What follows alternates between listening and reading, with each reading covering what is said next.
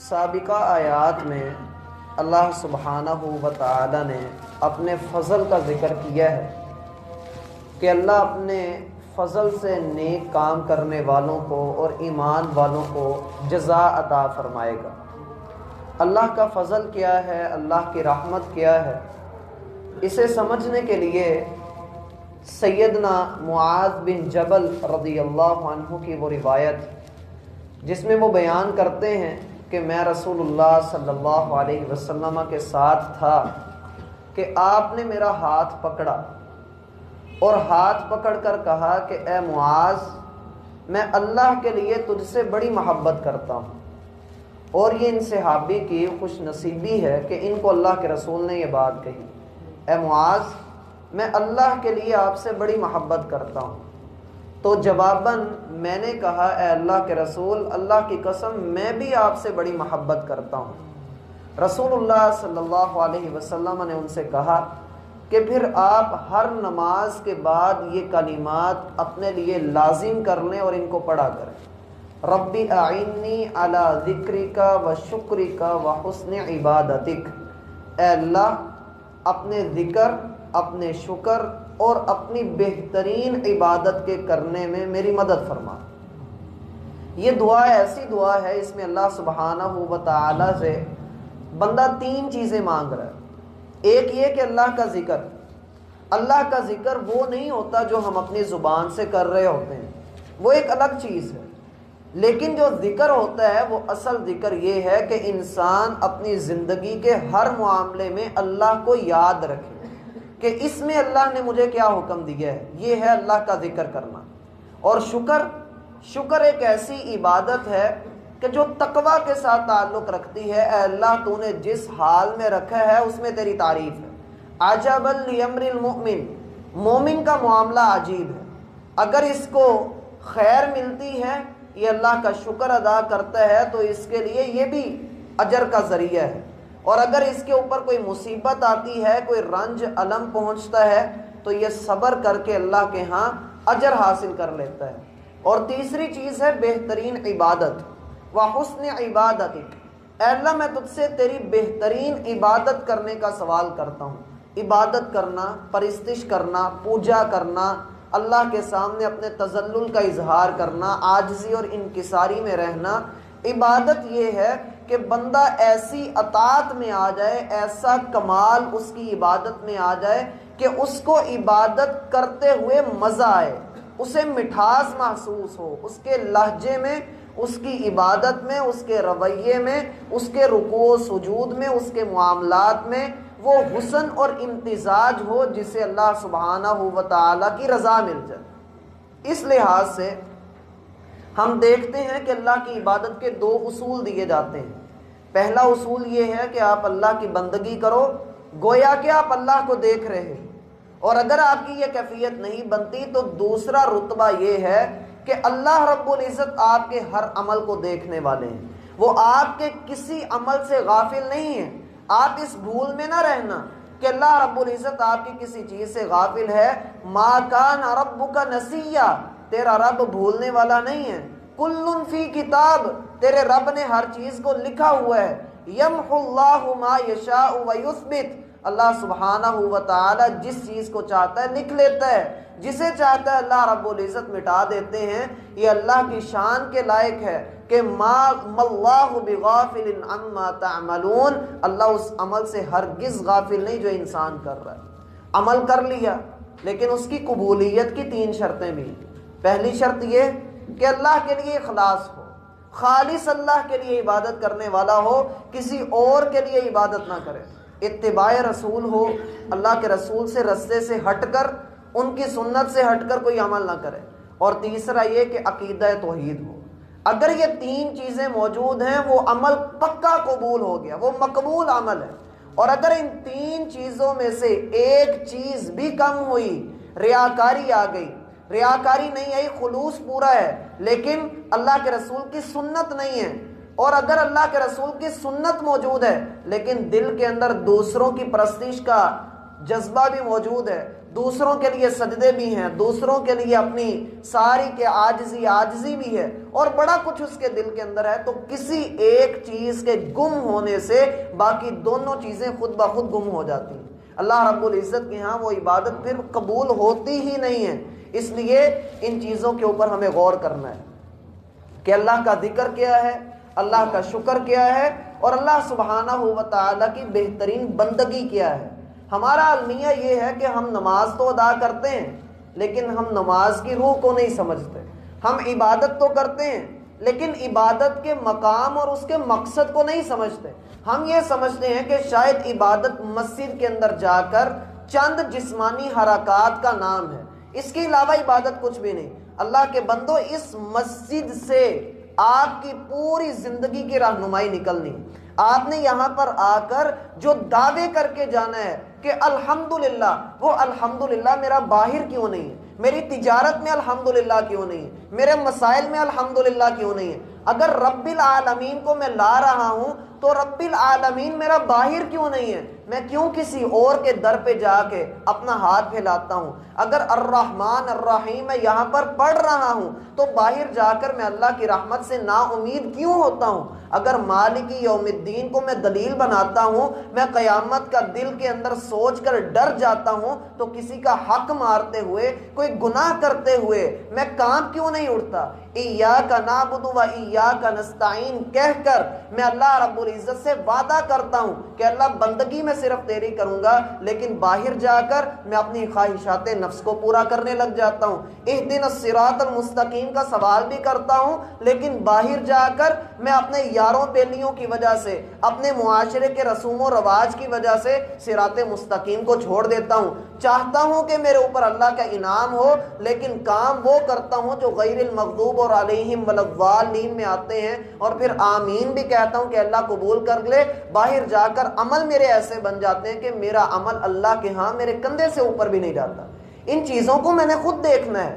اسی لیے اللہ سبحانہ و تعالی اگلی آیت میں جو بات فرما رہے ہیں کہ وَمِنْ آیَاتِهِ، اللہ کی نشانیوں میں سے ایک نشانی یہ بھی ہے کہ وہ تیرے اوپر خوشگوار ہوائیں بھیجتا ہے۔ اتنا سارا اللہ رب العزت کے ساتھ کوئی برا کرے، آپ اپنی جگہ پر ایک بہت بڑے انسان ہیں، آپ کے پاس پاور ہے، جلوہ ہے، جلال ہے، ہمارے ایک اشارے پر لوگوں کی لاشوں کی لاشیں بچ سکتی ہیں۔ کوئی ہماری شان میں گستاخی کرے، ہم اس کو سر نہیں اٹھانے دیتے، اور امیر شہر یہ کہے کہ جو سر کندھوں سے اوپر نظر آئے اسے کاٹ دیا جائے۔ دنیا نے بڑے بڑے انسان دیکھے ہیں، بڑی بڑی فرعونیت دیکھی ہے، قارونیت دیکھی ہے، بڑا کچھ دیکھا ہے، اور لوگوں نے اپنے جلوے دکھائے بھی ہیں، اپنے ظلم ڈھا کر لوگوں کے اوپر کھوپڑیوں کے مینار بھی دیکھے گئے ہیں۔ بغداد کو جس طرح سے تباہ و برباد کیا گیا، تخت و تاراج کیا گیا، یہ ہماری تاریخ ہمیں سب کچھ بتاتی ہے کہ بادشاہوں نے اپنی شان میں گستاخیاں برداشت نہیں کی۔ ہونا تو یہ چاہیے تھا کہ یہ دنیا جو اللہ کو بادشاہ کی طرح سمجھتی ہے، تو پھر اللہ رب العزت بادشاہ بن کر ان کی اس شرک کی گندی بات کے اوپر اللہ سب کو تہو بالا کر دیتا، سب کو تباہ و برباد کر دیتا، کسی ایک کو دنیا میں نہ رہنے دیتا، اللہ سب کو تباہ کر کے سب کو جہنم کے اندر پھینک دیتا، کیونکہ اس کو کسی کی کوئی فکر نہیں، وہ سب سے بے نیاز، وہ الصمد ہے۔ لیکن اس نے پھر بھی، اس نے ان ساری باتوں کے باوجود بھی اس نے انسان کو جو نشانی یہاں پر دکھائی وہ یہ کہ تیرے اوپر ہوا بھیجی ہے۔ ہوا بھی وہ بھیجی ہے جو مبشرات ہیں، جو بہترین ہوائیں ہیں، جو تیرے دل کو، تیرے دل کے موسم کو، تیرے علاقے کے موسم کو، تیری ہر چیز کو بدل دیتی ہیں۔ تجھے سہانی شام دکھائے، تجھے سہانی صبح دکھائے، تجھے چڑھتا ہوا سورج دکھائے، تیری ساری خواہشات کو پورا کرے، تیرے دل کے موسم کو سیدھا کر دے۔ اس رب نے اپنی رحمت تیرے اوپر نازل کی۔ پہلا سبق جو یہاں پر دیا کہ لیذیقکم من رحمتی، وہ رب ہوائیں بھیجنے پر قادر ہے۔ وہ چاہے تو ہوا سے لوگوں کو ہلاک کر دے، وہ چاہے تو ہوا سے بستیوں کی بستیاں الٹ دے، وہ چاہے تو اسی ہوا کے ذریعے سے تمہارے دلوں اور کلیجوں کو پھاڑ دے، لیکن نہیں، اس نے مبشرات بنا کر، خوشخبریاں دے کر، رحمتیں بھیج کر تمہارے دلوں کے اندر، تمہارے علاقوں کے اندر، تمہارے گلی محلوں کے اندر ہر جگہ پر ایک سہانا موسم، ایک خوشگوار فضا کو قائم کیا۔ لیذیقکم من رحمتی، تاکہ تمہیں وہ اپنی رحمت دکھائے۔ تاکہ تمہیں پتہ لگے وہ بڑا رحمان ہے، وہ اپنے بندوں پر ظلم کرنے والا نہیں ہے، وہ بادشاہ نہیں ہے، وہ تو ایسا ہے کہ بادشاہ بھی اس کے سامنے سر جھکاتے ہیں۔ لمن الملک اليوم، ارے بادشاہ تو ساری کی ساری اسی کے لیے ہے، وہ تو سارے بادشاہوں کا بادشاہ ہے، اور ایسا بادشاہ ہے جو سبحان بھی ہے، جو رحمان بھی ہے، جو قدوس ہے، جو قہار ہے، جو انسان کو تھامنے والا ہے، جو حی القیوم ہے، جو میرے تیرے دل کے اندر آنے والے ایک ایک خیال سے واقف ہے، جو ہر طرح سے مجھے تھامے ہوئے ہے۔ اگر وہ ایک لمحے کے لیے بھی آسمان اور زمین کی حفاظت سے غافل ہو جائے، وہ ان کے حساب کو چھوڑ دے، تو اللہ فرماتے ہیں آسمان گر پڑے، زمین اپنی حرکت کو کھو بیٹھے، چاند بے نور ہو جائے، سورج اپنی گردش کو اپنے مدار کو چھوڑ بیٹھے، اور یہ اس وقت ہوگا جب رب نے حکم دینا ہے کہ چل بھئی اپنے اس مقام کے اوپر پلٹ جا جہاں سے تو غروب ہو کر آیا ہے۔ اللہ رب العزت پھر فرماتے ہیں کہ اذا الشمس کورت، یہ مغرب سے نکلنے والا سورج پھر تجھے بے نور نظر آئے گا۔ واذا السماء انفطرت، یہ جس آسمان کے نیچے تو رہتا ہے یہی چھت تیرے اوپر گرا دی جائے گی۔ واذا النجوم انکدرت، اور جو ستارے تجھے نظر آتے ہیں یہ جن کو ٹمٹمانا تو دیکھتا ہے یہ سارے کے سارے بے نور ہو جائیں گے۔ واذا القبور بعثرت، قبروں کو پھاڑ کے کھڑا کر دیا جائے گا۔ علمت نفس ما قدمت واخرت، ہر انسان کو پتہ لگ جائے گا کہ اس نے کیا آگے بھیجا، کیا وہ پیچھے چھوڑ کے آیا۔ یا ایھا الانسان، اے انسان ابھی بھی سمجھ، ما غرک بربک الکریم، رب کے ساتھ تیری لڑائی کیا ہے، بنتی کیا ہے تیری رب کے ساتھ؟ تیرا رب کے ساتھ دھوکے میں پڑ جانا بنتا ہی نہیں۔ ارے وہ تو غفور الرحیم ہے جس نے ہوا بھیجی، رحمتوں کے ساتھ بھیجی تاکہ تو مزہ چکھے، تو اس کی رحمت کا بیان اپنی زبان سے جاری کر دے۔ اس ہوا کو بھیجنے والا کون؟ یہ چاند جو اپنی شعائیں بھیج کر سمندر کے اندر مد و جزر پیدا کرتا ہے۔ اللہ نے سمندر کے پانی کو کھارا رکھا، اس کھارے پانی کے اندر میٹھا پانی رکھا، اس میٹھے کے نیچے پھر کھارا رکھا، ایک مزاج بنا کر، ایک امتزاج دے کر، اعتدال بنا کر کائنات کی وسعتوں کے اندر اس نے سورج کو پیدا کیا، سورج کے ساتھ 27 چاند جوڑے، اس کے ساتھ مختلف کرے جوڑے، سب کو ایک مخصوص رفتار کے اندر چلنے کا کہا۔ تو کیا اب بھی اللہ کی پہچان نہیں ہوگی؟ کیا انہوں نے اپنا سب کچھ کیا ہے؟ کیا ان کے اندر یہ سب کچھ اللہ رب العزت نے فیڈ نہیں کیا تو اور کس نے کیا ہے؟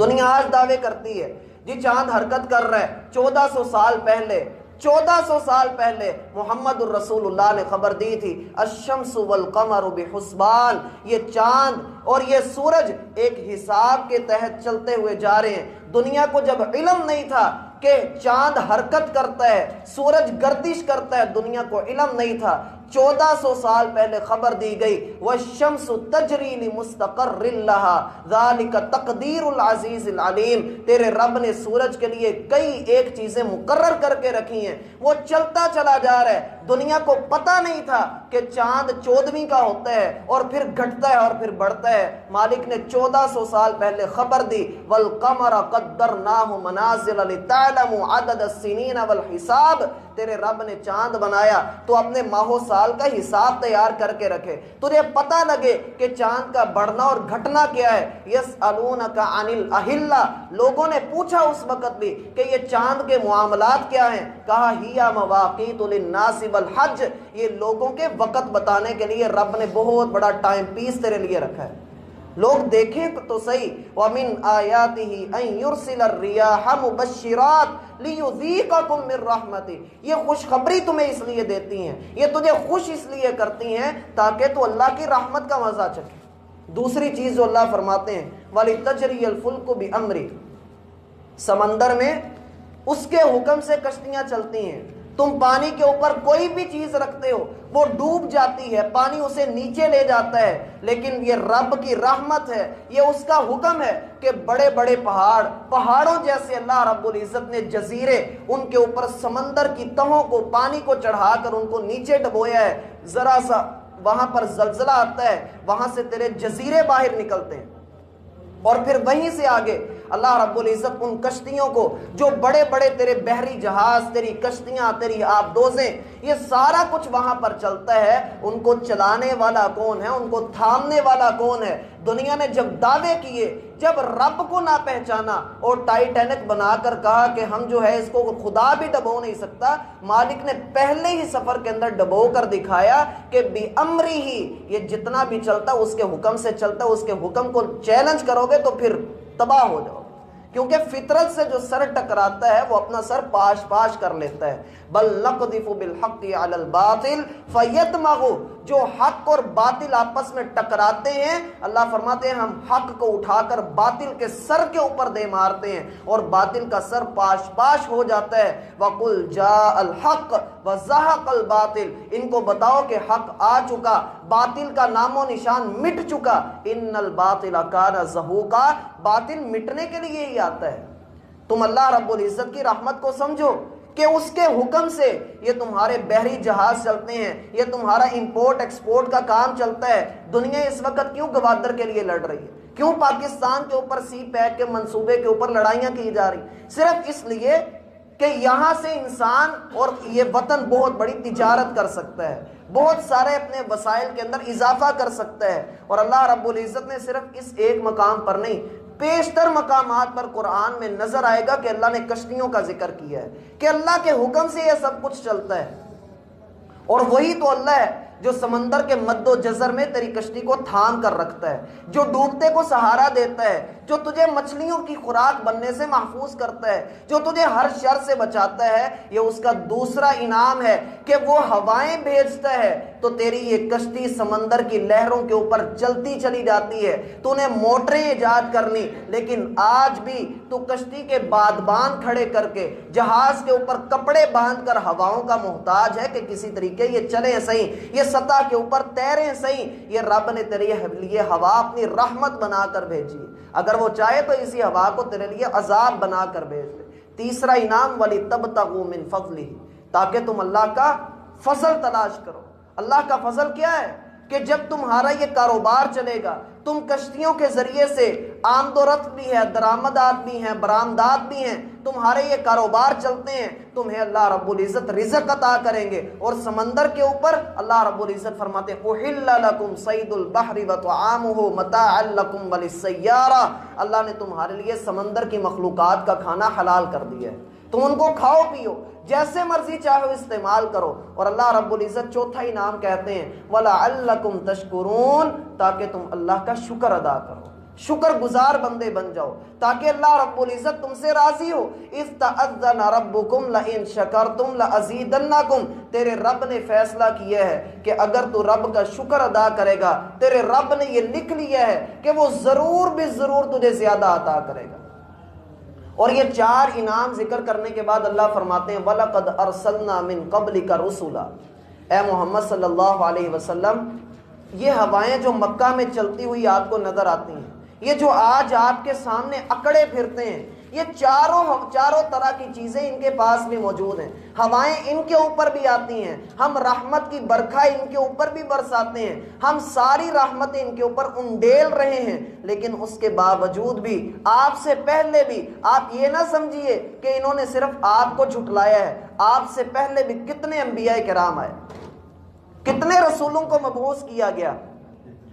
فَجَاءُوهُم بِالْبَيِّنَاتِ، اور وہ رسول کھلی نشانیاں لے کر ان کے پاس آئے، کھلی نشانیاں، ہر طرح کی نشانی ان کو دکھائی گئی، لیکن اس کے باوجود بھی ان لوگوں نے جھٹلایا۔ اللہ فرماتے ہیں جب اتنا کچھ ہو جائے، جب ہمارا رسول بھی آ جائے، جب سمجھا بھی دیا، سارا کچھ بتا بھی دیا، اس کے بعد بھی انہوں نے نہیں مانا، فَانْتَقَمْنَا مِنَ الَّذِينَ أَجْرَمُوا، تو پھر ہم نے جرم کرنے والے لوگوں سے انتقام لیا۔ اور اللہ کا انتقام یہ فوراً نہیں ہوتا، یہ اللہ کا انتقام فوراً نہیں ہوتا۔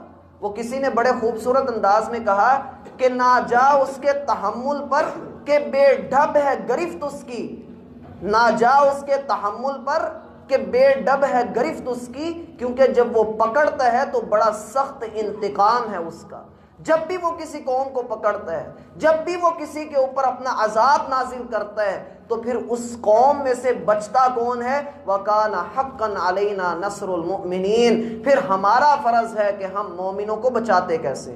اور مالک نے جتنی بھی اقوام کو ہلاک کیا، جتنے بھی لوگوں کو تہوبالا کیا، مالک نے سارے ایمان والوں کو وہاں سے یوں نکال لیا جیسے مکھن میں سے بال نکالا جاتا ہے۔ اللہ نے کسی کو وہاں پر آنچ بھی نہیں آنے دی، اور یہی کہا ہم نے عاد کو ہلاک کیا، فلما جاء امرنا، عاد کے اوپر ہمارا حکم آ گیا، ہم ان کو تباہ کرنے لگے، نجینا من الذین آمنوا، ہم نے ایمان والوں کو وہاں سے نکال لیا۔ قوم سمود کے اوپر اللہ کا عذاب آیا، نجینا من الذین آمنوا، ہم نے ایمان والوں کو وہاں سے اٹھا لیا۔ لوط کی قوم کے اوپر عذاب آیا، ہم نے وہاں سے لوط اور اس کے اہل و عیال کو بچا لیا۔ نوح کی قوم کے اوپر عذاب آیا، ہم نے وہاں سے نوح کو اور اس کی قوم کو محفوظ کر دیا۔ مدین والوں کے اوپر عذاب آیا، اللہ نے وہاں سے شعیب کو اور اس کے گھر والوں کو اور اس کے ماننے والوں کو بچایا۔ موسیٰ کے اوپر، موسیٰ کی قوم کے اوپر عذاب آیا، اللہ نے موسیٰ کو اور اس کی قوم کو سائڈ پہ کر دیا۔ اللہ بچاتے ہیں، ہر طرح سے بچاتے ہیں، کیونکہ یہ اللہ کا حق ہے، جو اللہ کا بنتا ہے اللہ اس کا بن جاتا ہے۔ اللہ ہمیں سمجھنے کی توفیق عطا فرمائے۔ وَمِنْ آيَاتِهِ أَن يُرْسِلَ